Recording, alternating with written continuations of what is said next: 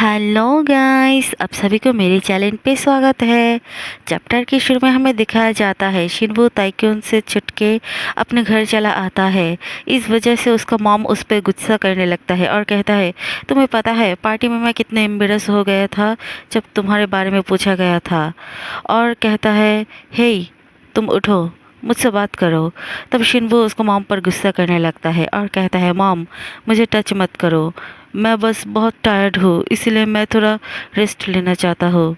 इस वजह से उसका मॉम सोचने लगता है और कहता है, ये शिनबू मुझे पता नहीं था तुम सच में इतना बीमार हो। ठीक है, तुम थोड़ा रेस्ट लो। और वहाँ से चला जाता है।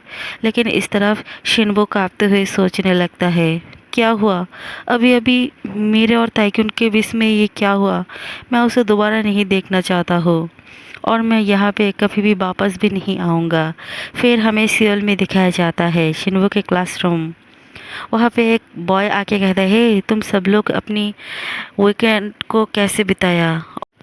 और वो बॉय अपने फ्रेंड के साथ बातें करने लगता है।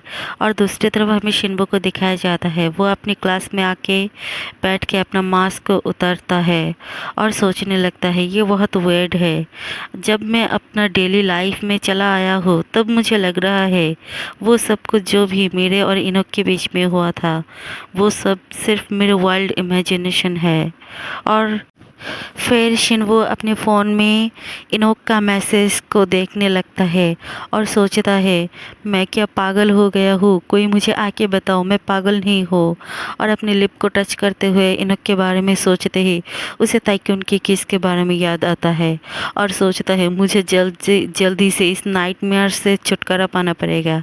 और तभी उसके फ़ोन में मैसेज आता है, वो चेक ही करने वाला था और तभी वहाँ पे वही बॉय आके कहता है, हे शिनबू क्या तुम अपनी छुट्टी को अच्छी तरह से बिताया। और उसे हेलो कहने लगता है और अपने आप को इंट्रोड्यूस करता है। शिनबू मन में सोचता है, वो मेरे पास क्यों आया है। और वो भी उसे हाय कहता है और अपने फ़ोन को छुपाने लगता है। फिर वो बॉय फिर इन शिनवो कहता है, मैं थोड़ा बिज़ी हूँ इसीलिए मैं कुछ चेक करना चाहता हूँ। और फिर बॉय उसे सॉरी कह के वहाँ से चला जाता है। फिर शिनवो उस मैसेज को रीड करने लगता है, वहाँ पे इनोक का मैसेज था। वो सोचने लगता है, क्या इनोक ने मुझे मैसेज किया। और वो विश्वास नहीं कर पा रहा था, इनोक ने उसे मिलने के लिए बुलाया था। फिर वहाँ पे प्रोफेसर चला आता है, क्लास होने लगता है। फिर क्लास के बाद फिर दूसरे सीन में हमें शिनवो को दिखाया जाता है किसी के वेट करते हुए। फिर वहाँ पे एक कार आके रुकता है और शिनवो को इनोक का मैनेजर कहता है, हे शिनवो लॉन्ग टाइम नो सी, तुम जल्दी से चलाओ, इनोक पीछे ही है। और तभी इनोक भी डोर खोलता है और कहता है, हे शिनवो लॉन्ग टाइम नो सी, जल्दी से आ जाओ। और शिनवो भी ओके कह के उसके पास चला जाता है। इनोक तब अपने स्टेज मेकअप में था और शिनवो उसे देखकर सोचता है, वाह वो कितना कूल लग रहा है। और गाड़ी वहाँ से चलने लगता है। फिर इनोक कहता है, हे मुझे पता है तुम ज़रूर सरप्राइज हो गए होंगे जब तुम मेरे मैसेज देखे हो, है ना। और वैसे भी मैं बहुत बिज़ी था इसीलिए मैं तुम्हें इतने टाइम तक मैसेज भी नहीं कर पा रही थी। फिर शिनबू भी उसे कहता है, हाँ मुझे पता था तुम बहुत बिज़ी होंगे इसलिए मैंने कुछ माइंड भी नहीं की। और कहने लगता है, देखो मुझे अभी अभी मूवी का रोल मिला है इसीलिए मुझे बहुत मेहनत करना पड़ता है। और देखो इस बॉडी को बिल्ड करने के लिए मुझे इतने दिन से इतने मेहनत करना पड़ रहा था। और शिनवू उसके ऐप्स को देखने लगता है और टच करके कहता है, वाह तुम्हारे पास तो ऐप्स है। और तभी इनोक शिनवू को हैंड के खींच के अपने प्राइवेट पार्ट की तरफ लेके जाते हुए कहता है, अगर तुम ऐसे ही मुझे टच करते रहे तो मेरा ये पार्ट ट्रबल में पड़ जाएगा। मैं अपने आप को तो रोक सकता हूँ लेकिन इसे कैसे रोकूं। और शिनवो के करीब चला आता है और कहता है, वैसे भी मैं एक मंथ से इसे रिलीज़ भी नहीं की। शिनवो ये सुन के शर्मा जाता है और ब्लश करते हुए अपनी कप को उससे चुरा के कहता है, हे मैंने तुम्हारा कपड़े ले आया जो तुमने मुझे उस दिन दिया था। फिर शिनवो कहता है, इनोक कहता है, ओ ये तो मैंने तुम्हें उस दिन दिया था। और कहने लगता है, तुम्हें पता है ताइकुन जब तुम्हें स्विमिंग पूल में फेंका था और फिर हम लोग वहाँ पे गए थे, मेरे मैनेजर आके देखा था हम लोग वाटर फाइट कर रहे हैं। और तुम्हें पता है उस दिन मैंने बहुत फ़न की थी, क्योंकि मैं हाल फिलहाल में मेरे पास कोई दोस्त भी नहीं है और मैं किसी के साथ खुल मिल के इंजॉय भी नहीं कर पाता हूँ। और जब भी मैं ये सोचता हूँ मेरे पास एक ऐसा पर्सन है जो मैं जो भी करूँ वो मुझे हमेशा सपोर्ट करेगा, वो हमेशा मेरे पास ही रहेगा, ये मुझे बहुत एक्साइटेड करता है और उसे अपनी तरफ खींच लेता है। और शिन्वो उसे रोकने की कोशिश करता है और तभी इनोक कहता है, मुझे पता है पर ये तुम्हें थोड़ा रूड लगेगा और प्लीज़ क्या तुम मुझे थोड़ा हेल्प कर सकते हो।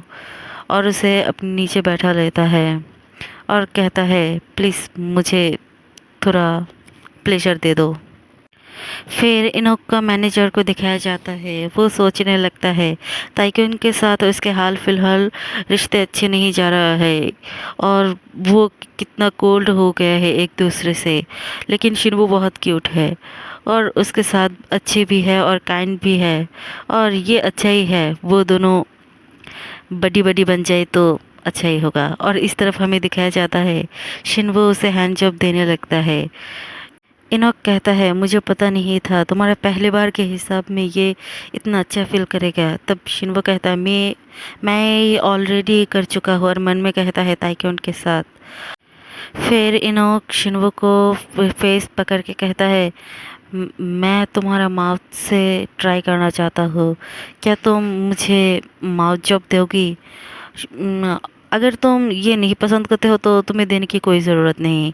और तभी शिनवो सोचने लगता है, क्या ये सच तो है या मैं सपना देख रहा हूँ। और फिर वो इनोक को माउथ जॉब देने लगता है। इनोक कहता है, तुम्हारा फर्स्ट टाइम के हिसाब से ये बहुत अच्छा फील हो रहा है।